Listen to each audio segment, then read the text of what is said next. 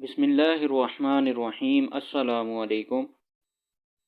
میری یہ بچپن سے عادت رہی ہے کہ جب محلے کی دکان سے کچھ بھی لیا انہوں نے اخباری ٹکڑے میں لپیٹ کر دیا تو چیز کے استعمال کے بعد اس ٹکڑے کو ضرور دیکھا اور پڑھا۔ یہ 2007 کی بات ہے، میں اسلام آباد میں اس وقت CSS کی تیاری کر رہا تھا۔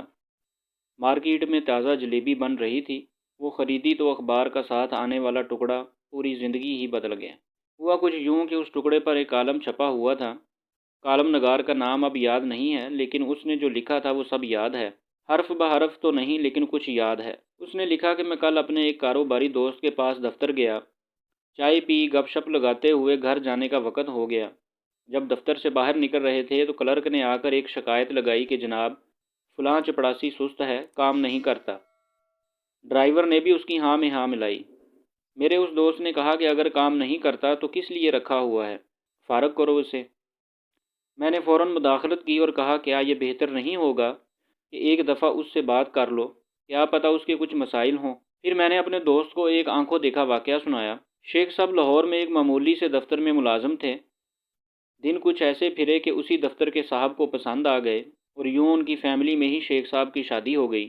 قدرت شیخ صاحب پر مہربان تھی، دن رات اور رات دن میں بدلتے گئے اور شیخ صاحب ایک دکان سے ایک مارکیٹ اور پھر ایک فیکٹری سے 2 4 اور پھر نہ جانے کتنی فیکٹریوں کے مالک بنتے گئے۔ پیسہ برستا گیا، 2 بچے ہو گئے۔ شیخ صاحب نے کرائے والے کمرے سے ایک اپارٹمنٹ اور پھر لاہور کے انتہائی پوش علاقے میں 2 کنال کی ایک کوٹھی خرید لی۔ مالی کی ضرورت پیش آئی تو چکوال سے آئے ہوئے سلطان کو فیکٹری سے نکال کر اپنی کوٹھی میں 1500 روپے ماہوار پر اپنی کوٹھی پر ملازم رکھ لیا۔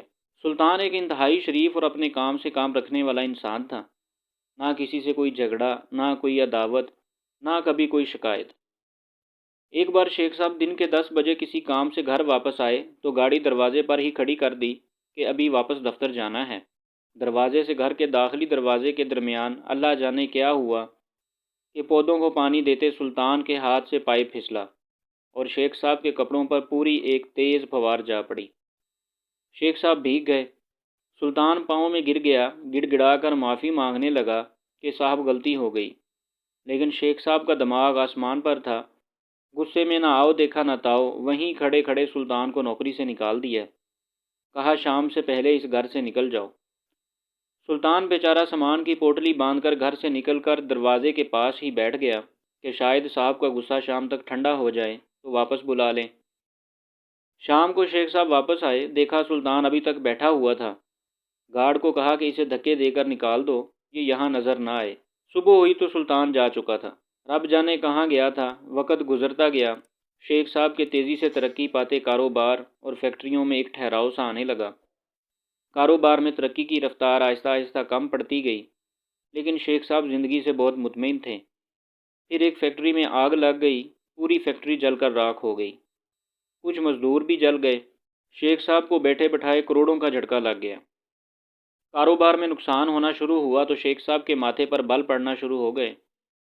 بڑا بیٹا یونیورسٹی کا اسٹوڈنٹ تھا، دوستوں کے ساتھ سیر پر مری گیا۔ واپسی پر حادثہ ہوا تو وہ جوان جہان دنیا سے رخصت ہو گیا۔ شیخ صاحب کی کمر ٹوٹ گئی، نقصان پر نقصان ہوتے گئے۔ 2 کنال کی کوٹھی بیچ کر 10 مرلے کے عوامی طرز کے محلے میں آ گئے۔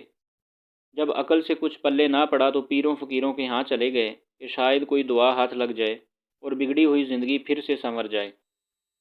باقی ماندہ کاروبار بیچ کر اور کچھ دیگر پراپرٹی کو گروی رکھ کر بینک سے قرضہ لیا اور چھوٹے بیٹے کو ایک نیا کاروبار کر کے دیا۔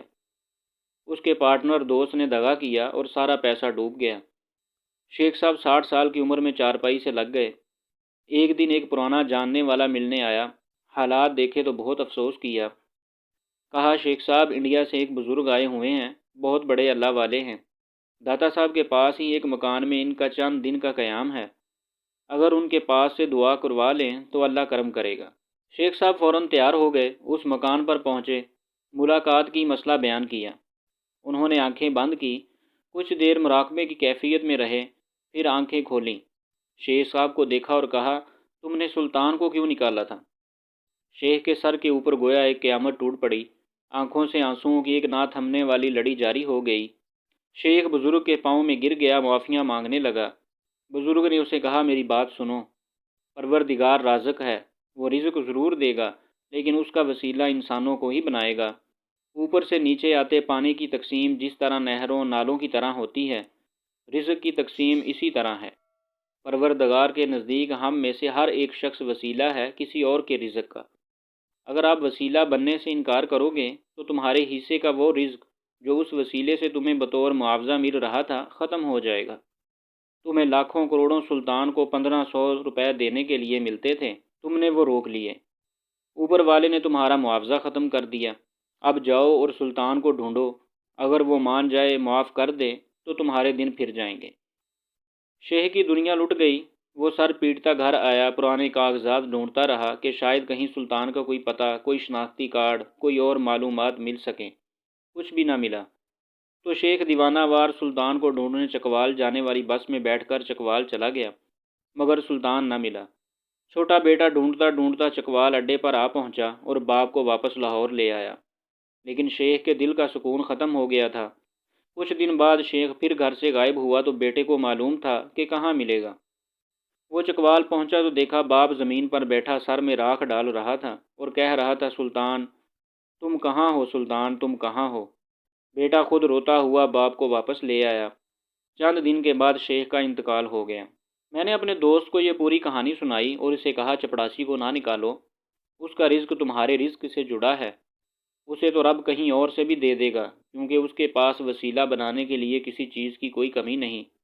لیکن کہیں ایسا نہ ہو کہ تم اس معاوضے والی نعمت سے محروم ہو جاؤ۔ آپ یقین کریں، اس واقعہ نے میری زندگی بدل دی۔ میں مالی معاملات میں بہت زیادہ محتاط ہو گیا۔ اگر کسی کے پاس 10-12 روپے رہ گئے تو نہیں مانگے کہ کہیں اوپر والے سے ملنے والا معاوضہ کم نہ ہو جائے۔ میں نے ڈھونڈ کر اور نیک نیتی سے وسیلہ بننے کی کوششیں بھی کیں۔ میں نے جو بھی مستحق ہیں ان کا خیال رکھنے کی کوشش کی۔ میں اتنے سالوں میں کبھی تنگ دست نہیں ہوا۔ ایک سے بڑھ کر ایک وسیلہ ملتا گیا اور میں آگے بڑھتا رہا۔ آپ کو ہماری ویڈیو اچھی لگے تو پلیز چینل کو سبسکرائب کیجیے اور اس ویڈیو کو لائک اور شیئر کیجیے۔ شکریہ۔